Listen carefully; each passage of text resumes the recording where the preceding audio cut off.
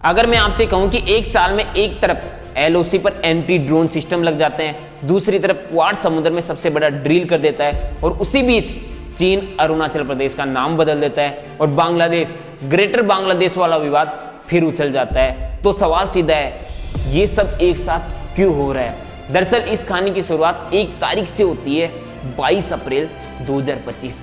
22 अप्रैल 2025 पहलगाम हमला हुआ और यहीं से माहौल बदलता है। डिप्लोमेसी, मिलिट्री प्रिपरेशन और सीमा पर अलर्ट सब एक साथ। फिर आती है 7 मई और भारत का ऑपरेशन सिंदूर को अंजाम देना। फिर 10 मई को सीज फायर होता है, लेकिन कहानी यहीं नहीं रुकती है, बल्कि यहाँ से नई कहानी की शुरुआत होती है और इस कहानी में नया हीरो निकलकर सामने आता है। उसका नाम है ड्रोन। रिटूर्स ने 27 मई 2025 को रिपोर्ट किया कि मई के इन 4 दिनों की लड़ाई में दोनों देशों ने बड़े पैमाने पर ड्रोन का इस्तेमाल किया है, जो पहले की लड़ाइयों से अलग था।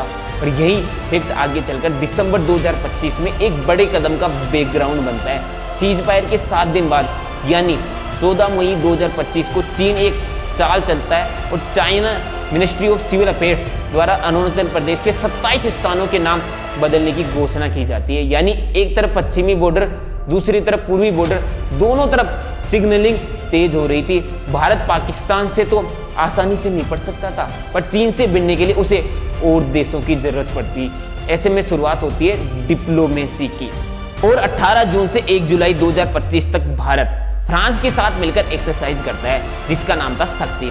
और यहाँ से फ्रांस भारत का साथ देने की शुरुआत करता है और फिर 29 जुलाई 2025 को इंडिया ऑपरेशन महादेव को अंजाम देती है और पहलगाम हमले से जुड़े 3 आतंकियों को मार देती है। यानी ऑपरेशन सिंदूर सिर्फ 4 दिन की घटना नहीं थी, बल्कि उसके बाद भी सिक्योरिटी ऑपरेशन की चेन चलती रही।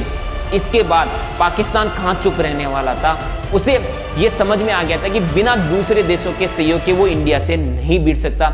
ऐसे में पाकिस्तान ने सऊदी अरेबिया के साथ म्यूचुअल डिफेंस पैक्ट साइन किया।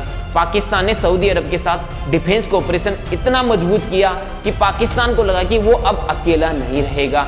अब बारी भारत की थी और इंडिया के पास बहुत बड़ी पावर थी, वो थी पैसा। इंडिया ने 9 अक्टूबर 2025 को यूके के साथ light weight multi role missile supply करने के लिए $468 मिलियन का कॉन्ट्रैक्ट साइन किया। इससे बॉर्डर की मजबूती और ज्यादा बढ़ने वाली थी, पर केवल मिसाइल खरीदने से बात नहीं बदलती ना। ऐसे में भारत ने साउथ कोरिया को अपने साथ मिलाया और पहली बार बायलैटरल नेवल एक्सरसाइज पर दोनों देश एक साथ आए। और बस 3 दिन बाद ही 16 से 18 अक्टूबर 2025 इंडिया जापान JMX 25 की सी फेज होती है, जिसमें INS सह्याद्री शामिल रही। अगले महीने 10 नवंबर को इंडिया, US, जापान, ऑस्ट्रेलिया यानी क्वाड की नेवी ने मिलकर एक्सरसाइज की। फिर इसी महीने की 17 से 30 नवंबर को इंडिया UK जॉइंट एक्सरसाइज, जिसका नाम था अजेय वॉरियर 25, राजस्थान में हुई। और इसी बीच 20 नवंबर को DRDO और फ्रांस की DGA एक टेक्निकल एग्रीमेंट साइन करती है। अब तक भारत का लक्ष्य साफ था, दूसरे देशों के साथ जॉइंट ट्रेनिंग और टेक्नोलॉजी के साथ मिसाइल की खरीद। ऐसे में पाकिस्तान अकेला पड़ता जा रहा था, उसे भी मिसाइल और टेक्नोलॉजी खरीदनी थी, लेकिन खरीदने के लिए पैसा लगता है और वो पाकिस्तान के पास नहीं था। ऐसे में वो गया चीन के पास। फिर दोनों देशों की आर्मी ने वॉरियर 9 नाम की काउंटर टेररिज्म एक्सरसाइज की। ऐसे में सोचने की बात है कि टेररिज्म को बढ़ावा देने वाले देश ने काउंटर टेररिज्म एक्सरसाइज की थी, पर क्यों? दरअसल पाकिस्तान को पैसा चाहिए था और वो ये दिखाना चाहता था कि वो खुद टेररिज्म से परेशान है, उसे खत्म करना चाहता है। और इस बात का नतीजा भी निकला। 22 दिसंबर को पाकिस्तान लीबिया के बीच $4.6 बिलियन की आर्म्स डील साइन होती है, जिसमें JF-17 और सुपर मस्क जैसे प्लेटफॉर्म्स की खरीद हुई। डील साइन होते ही 26 दिसंबर को पाकिस्तान ने POK में LOC के पास रावलकोट, कोटली, भीमबर सेक्टरों में काउंटर ड्रोन सिस्टम लगा दिया।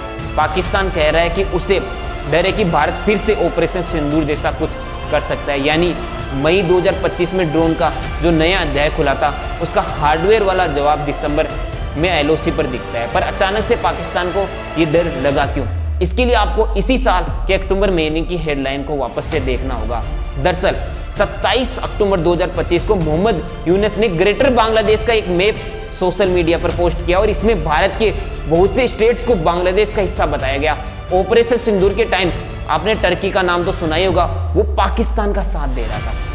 टाइम्स ऑफ इंडिया की रिपोर्ट ने साफ साफ बताया कि ग्रेटर बांग्लादेश के मैप के पीछे उसी टर्किश देश की एनजीओ का हाथ है।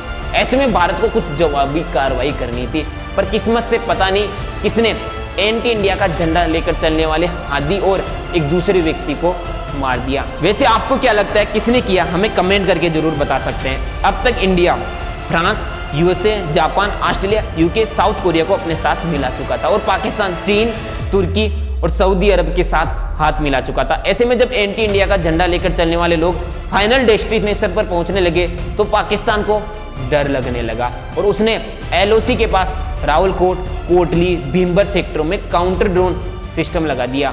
वैसे आपको क्या लगता है, क्या कोई नया ऑपरेशन हो सकता है? हमें कमेंट करके अपनी राय जरूर रखें।